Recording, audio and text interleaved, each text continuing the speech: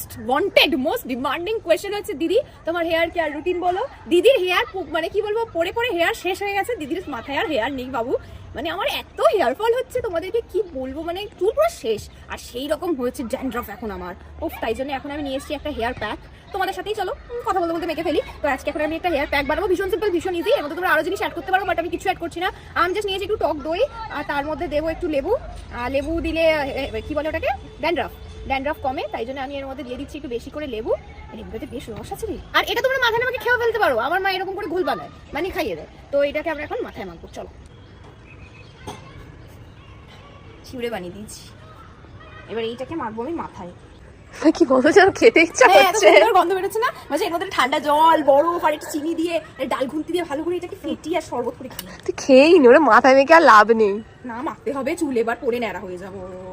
আরে বিয়ার্ড কি মানে, আরে হেয়ার ফল হলে আমি কি করবো, কিউএনের মাঝখানেই মাখতে হবে, আমার কিছু করার নেই।